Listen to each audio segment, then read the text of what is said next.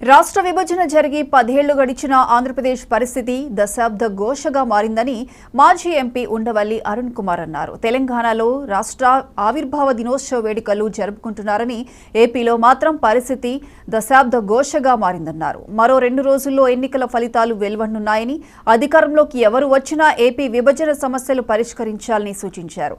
ఏపీకి జరిగిన అన్యాయంపై మాట్లాడే ధైర్యం లేకపోతే ఎలా అని ప్రశ్నించారు.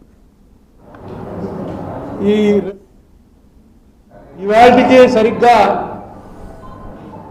10 సంవత్సరాలు అయింది మన రాష్ట్ర విభజన జరిగి. ఇవాళ ఆదివారం కదా, మన ఫ్రెండ్స్ అందరినీ అడిగితే ఆదివారం ఎందుకంటే సోమవారమో శనివారమో పెట్టండి అన్నారు. కానీ సిగ్నిఫికెన్స్ కోసం ఇంతకుముందు కూడా మనం ఫిబ్రవరి 18నో 20నో ఆదివారం వచ్చినా పెడితే మీరు అందరూ వచ్చారు. అందుకని వస్తారనే నమ్మకంతో ఇవాళ పిలిచాను. థ్యాంక్ యూ వెరీ మచ్, అందరూ వచ్చారు.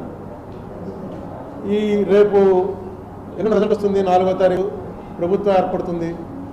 ఎవరు ఏర్పడినప్పటికీ, ఏ ప్రభుత్వం వచ్చినప్పటికీ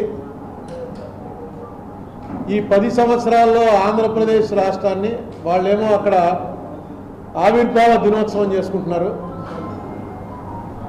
మన పరిస్థితి ఇక్కడ ఏంటిది? మన పరిస్థితి ఏంటి? దశాబ్ది ఘోష. వాళ్ళ ఆవిర్భావం అనేటువంటి పదం వాడు మనం ఇది దశాబ్ది ఘోష అయిపోయింది.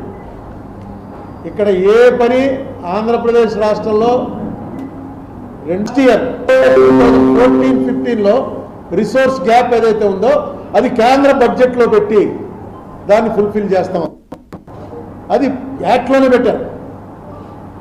అయితే చంద్రబాబు నాయుడు గారు గవర్నమెంట్ రాగానే 32,625 కోట్లు 32,625 కోట్లు రిసోర్స్ గ్యాప్ ఉందని ఒక మొత్తం అన్ని రాసి ఎలా వచ్చిందో గ్యాప్, తెలంగాణ విడిపోయి హైదరాబాద్ వెళ్ళిపోవటం వల్ల మనకు ఆ గ్యాప్ ఎలా వచ్చిందో క్లియర్గా ఎక్కలేసి చంద్రబాబు నాయుడు గారి గవర్నమెంట్ పంపించారు.